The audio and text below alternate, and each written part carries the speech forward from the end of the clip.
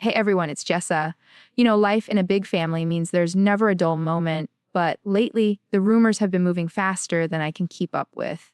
Ever since I posted that photo of all 6 of my sweet kiddos on January 29th, the comments have been flooded with one question: is baby number 7 on the way? I've always said we're open to as many children as the Lord blesses us with, and seeing Spurgeon hit double digits at age 10 really makes me realize how fast time flies. Today, I'm sitting down to share the full story.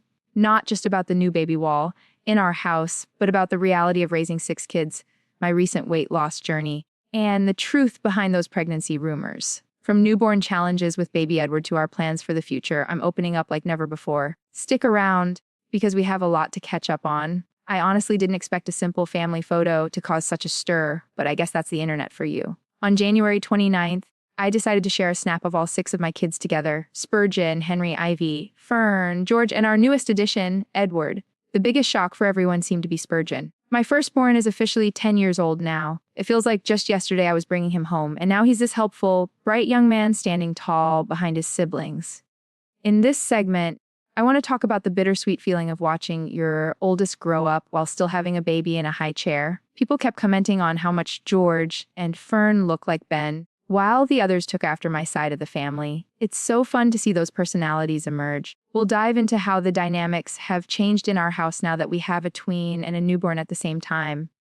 If you saw my YouTube update back in November, you saw me working on our baby wall. It's a special place in our home where we hang newborn photos of each child. But I ran into a little predicament. The store didn't carry the same frames anymore. While I was fixing that for baby Edward, I made a choice that got a lot of people talking. I bought extra frames just in case. I've heard the rumors that I'm aiming for at least children, and while we don't have a specific number in mind, we've always been open to life. In this part of the story, I'm explaining why those extra frames represent our faith in the future. Whether it's baby number 7 or 8, we feel so blessed.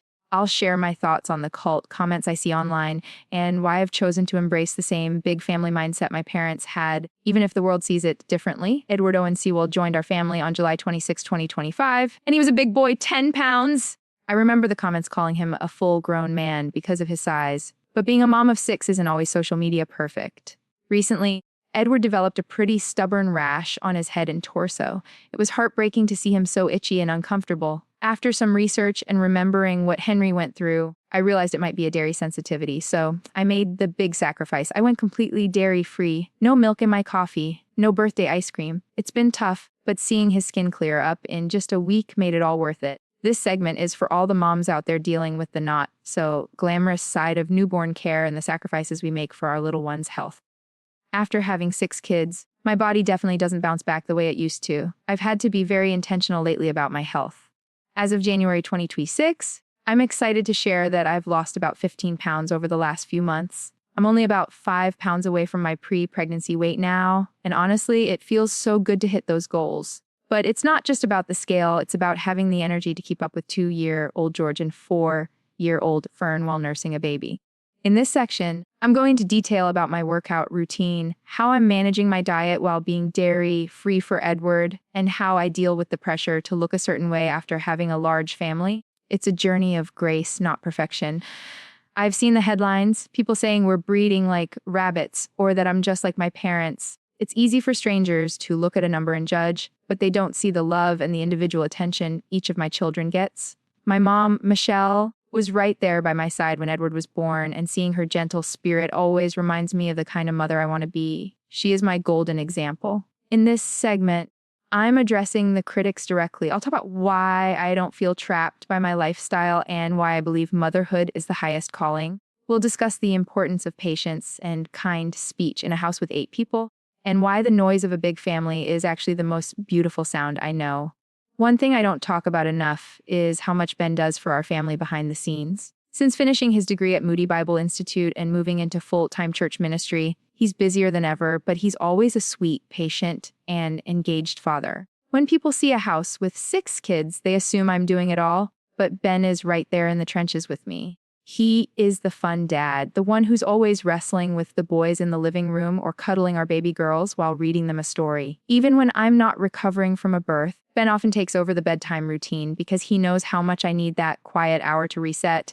He loves being an adventurous foodie too, and he's always trying to find a new restaurant for our rare date nights. Though with 6 kids, date night usually means takeout on the couch after everyone is finally asleep. In this segment, I'm sharing how we balance his ministry work with the needs of our ever-expanding family library and the chaos of our home. Henry Wilberforce is now 8 years old, and he truly is a ray of sunshine in our home. I named him after William Wilberforce, hoping he would grow up to have that same strong sense of right and wrong, and honestly, he already does. He is our policeman. He's the first one to tell the other kids if they aren't being nice or to take up for the underdog in a game.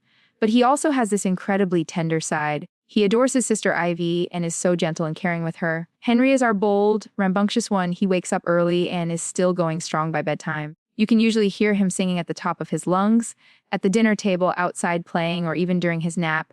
He loves to be read to, and he'll walk up to a total stranger with a book in his hand, expecting them to start reading. Seeing him and Spurgeon become such close best friends has been one of my greatest joys. Then there's Ivy Jane, our first daughter, who joined us in 2019. She has the biggest, bluest eyes. She definitely takes after Ben in that department. Ivy has had a remarkable vocabulary from a very young age, and as she's grown into a 6-year-old, that big personality has only gotten bigger. She has her big brothers completely wrapped around her finger, whether it's playing house or joining in on the Boys a Dragon slaying games. She is usually the one directing the show. I remember how tiny she felt at birth compared to the boys, but she's proven that size doesn't matter when you have that much infectious spirit. In this segment, I'm talking about the unique dynamic of having a daughter after 2 boys and how Ivy has brought a whole new layer of joy and, let's be honest, a little bit of sass to the Seewald household. Life gets really busy when you hit those toddler years, and having Fern and George so close in age is quite the adventure. Fern is 4 now, and she is just about the happiest baby you'll ever meet. She's full of smiles for everyone, whether she knows them or not. She hardly ever cries and is constantly being entertained by her older siblings who wait on her hand and foot. And then there's George Augustine, our 2-year-old who was born just before Christmas in 2023. He's at that stage where he thinks everything his brothers do is the coolest thing in the world. He was still breastfeeding when I was matron of honor for Jana's wedding, and I remember bringing him along for all the dress fittings. In this part of the story, I'm talking about the challenge of managing a toddler and a preschooler while nursing a newborn, and why those messy, chaotic days of diapers and play are actually the ones I know I'll miss the most. We've been in our fixer upper home for a few years now, and it's been such a blessing to have the extra space. We almost doubled our square footage when we moved from our old 1,000 square foot house to this 800 square foot property. We dumped a lot of our savings into remodeling it, but we felt it was worth it to have a home that would suit our needs for years to come. The house sits right next to the church where Ben works, which is so convenient for our family. I love interior design, and teaming up with Jana to refurbish old pieces or find bargains for this house was such a fun season of my life. Critics have called our home boring because of the neutral colors, but for me, those white walls and dark wood floors feel clean and peaceful amidst the chaos of 6 kids. In this final segment of this part, I'm giving you a virtual tour of how we've organized the bedrooms, including the boys' bunk beds and Ivy's special room, and how we make a mid-sized house work for a family of 8. People are always curious about where I stand with my sisters, especially Jill and Ginger. In any large family, relationships go through seasons, and our family has certainly had its share of public ups and downs. While we all have our own lives now, Jill in her garden with Derek and Ginger in California, we are still sisters at the end of the day. I've always aimed to deal honorably with my siblings, even when we don't see eye to eye on everything. I don't believe the best way to resolve conflicts is through a public forum, so I tend to keep our private conversations just that, private. It was a joy to be part of Jana's wedding recently and to see everyone together. Despite the different paths we've taken, there's a shared bond from our childhood that never really goes away. In this segment, I'm talking about the grace it takes to maintain these bonds as we all deconstruct and grow into our own versions of adulthood. I know there has been a lot of speculation about my faith and whether Ben and I are still part of the Institute in Basic Life Principles, or IBLP. I finally cleared the air in a Q&A recently, and the answer is simple: no, we do not follow the IBLP. While I still have a very close relationship with my parents, Ben and I have chosen a different path for our family. Ben was never raised in the IBLP. He's a Calvinist, and his influence has been huge in helping me re-examine some of those older traditions. Leaving an organization like that doesn't mean leaving your faith. For us, it's about focusing on the Bible itself rather than a list of man-made rules. In this part, I'm sharing why I started wearing pants, why our kids are allowed to dance, and how we've moved away from the IBLP's legalistic roots while remaining devout Christians. Changing how you dress might seem like a small thing to some, but in the world I grew up in, it was a major statement. I started wearing pants a few years ago, not to be rebellious, but because I realized that my modesty isn't defined by a skirt. I want my daughters, Ivy and Fern, to grow up knowing that their value comes from their character, not just their attire. We also let our kids dance and enjoy things like Bluey, which would have been unheard of in the strict IBLP household. It's about letting them be children. Some people think because I haven't written a bombshell book like Jill or Jinger that I'm still stuck in the past, but our daily life proves otherwise. In this segment, I'm explaining how we balance being in the world, but not of it, and why we've chosen to embrace a more modern, grace-filled approach to parenting our 6 little ones. Our Christmas in 2025 felt very different from the Christmases of my childhood. Growing up, we didn't have a Christmas tree because my parents felt it was a distraction from the real meaning of the holiday. We focused entirely on the birthday of Jesus with banners and carols. While we still believe that Jesus is the reason for the season, Ben and I have started creating our own traditions. We've even participated in ugly Christmas sweater parties and allowed more of the modern holiday aesthetic into our home. We still don't do the whole Santa thing as a reality. We tell our kids about the historical St. Nicholas, but we make it a huge, fun celebration. In this segment, I'm describing how we handle the hectic morning of opening gifts with 6 kids and how we balance visiting my parents at the big house while still keeping our own family's special moments at home. When you have as many siblings as I do, Christmas shopping could easily become a full-time job.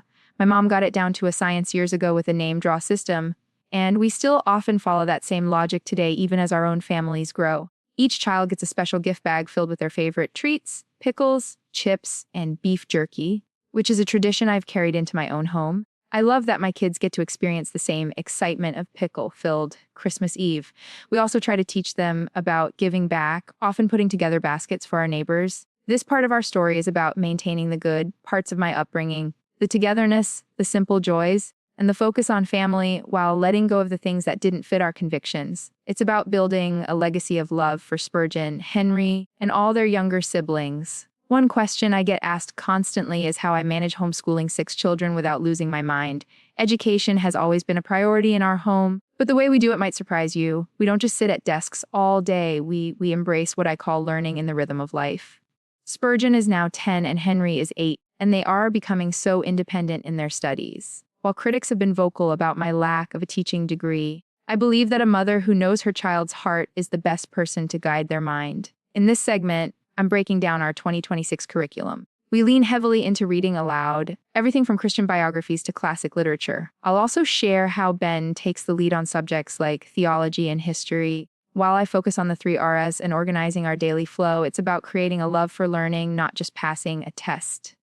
If you've seen my videos, you might have caught Spurgeon doing his spelling tests on rollerblades. I caught some flack for that, but honestly, every child learns differently. Some kids need to move to think, and in a house full of boys, we lean into that kinesthetic style. Homeschooling gives us the freedom to let our kids be exactly who they are. But let's be real, it's not always peaceful. There are days when the toddler, George, decides to paint the hallway with maple syrup while I'm helping Ivy with her math. In this part of the story, I'm sharing my top tips for chaos coordination. We talk about the importance of routine over rigid schedules, why I involve the older kids in teaching the younger ones, and how we manage our 800 square foot space to include a classroom that actually feels like a home. As Ben and I look ahead at 2026 and beyond, our vision for this family is clear. We want to build a legacy that points back to Christ. We've been married for 11 years now, and those early days of justice feel like a lifetime ago. People ask if we're trying to beat my parents' record of 19 kids, but that's never been our goal. Our goal is to be faithful with the children we have right now. In this segment, I'm talking about our long-term plans. We recently celebrated our 11th anniversary with a simple ice cream date in a grocery store parking lot, just me, Ben, and baby Edward in the back. It reminded me that even as the family grows, we have to keep our marriage at the center. I'll share our no goals for 2026. The things we've decided to stop doing so we can focus on what matters most, like more tech-free evenings and intentional one-on-one time with each child. A big part of my 2026 journey has been reclaiming my own health. After Edward was born, I realized that to be the mom my 6 kids need, I have to take care of myself too. I've lost 15 pounds recently through portion control and hiring a personal trainer for accountability. It wasn't about vanity, it was about having the physical strength to carry a 10-pound baby and chase a 2-year-old. I'm also still dairy-free to help with Edward's eczema, and while I miss cheese, seeing his clear skin is the best reward. In this part, I'm opening up about the spiritual depression I've faced in the past and how physical wellness has helped my mental and spiritual state. I want to encourage other moms who feel lost in the middle of the diaper years. You are seen, and it's okay to prioritize your health so you can serve your family better. To wrap up this hour-long journey together, I want to leave you with a thought on the noise of life. My house is loud. There are constant questions, occasional tears, and a lot of laughter. But I wouldn't trade it for a silent mansion. Whether we stop at 6 children or the Lord blesses us with 8 or 10, I am so fulfilled in this calling. Thank you for following our story, for the kind comments on the kids' growth, and even for the tough questions that make me think. I hope that by sharing the real Seewald life, the rashes, the workouts, the frames on the wall, you feel a little less alone in your own journey. My name is Jessa Seewald, and this is our life, one day, one prayer, and one baby frame at a time. God bless.